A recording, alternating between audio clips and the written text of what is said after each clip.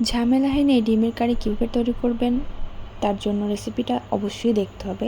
এটা সম্পূর্ণ মশলা দিয়ে করা হয়েছে, পেঁয়াজ রসুন ছাড়া। তো প্রথমে ডিমগুলো সিদ্ধ করে নিয়ে তাতে লবণ মাখিয়ে গরম তেলে এটা লাল করে ভেজে নিতে হবে। অবশ্যই তেলটা বেশ ভালোভাবে গরম করে নেবেন। ডিমটা লাল করে ভাজা হয়ে গেলে তুলে নিয়ে ওই তেলে জিরা ফোড়ন দিতে হবে।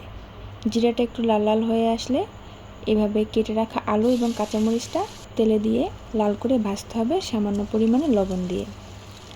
চাইলে লবণের পরিমাণটা এখানেই বাড়িয়ে দিতে পারেন। তাহলে আলুটা লাল করে ভাজা হয়ে গেলে তাতে দিয়ে দিতে হবে পরিমাণ মতো হলুদের গুঁড়া আর মরিচের গুঁড়া, এবং সাথে সাথে কিন্তু জল দিয়ে দিতে হবে, তা না হলে মশলাটা পুড়ে যাবে। জল দেওয়ার পরে মশলার সাথে জলটা মিশিয়ে দেবেন। তারপর একে একে এখানে ভাজা জিরার গুঁড়া দিচ্ছি আর দেব ধনিয়া গুঁড়া। এখানে অবশ্যই এই ডিমের কারিতে ভাজা জিরার গুঁড়াই ব্যবহার করতে হবে। এবার মশলাটা খুব ভালোভাবে কষিয়ে নিতে হবে। মশলা থেকে তেল বেরিয়ে আসলে তখন বুঝতে হবে মশলাটা কষা হয়ে গেছে। আমি একটা তেজপাতাও দিয়েছিলাম, যেহেতু মশলা কারি তাই।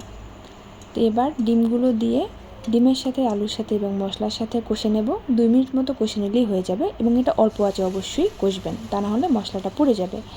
এবার পরিমাণ মতো জল দিয়ে আবার মিশিয়ে দেবেন জলের সাথে মশলাগুলো। জলটা ফুটে আসলে দিয়ে দেবেন সামান্য পরিমাণে চিনি, খুবই সামান্য পরিমাণে দেবেন। চিনিটা মিশানো হয়ে গেলে জলটা ফুটতে দিবেন। ঝোলটা যখন গাঢ় হয়ে আসবে তখন গরম মশলা গুঁড়া দিয়ে চুলার আঁচ বন্ধ করে ঢাকা দিয়ে রেখে দেবেন। ব্যাস, রেডি হয়ে গেল সুস্বাদু ডিমের মশলা কারি। ধন্যবাদ।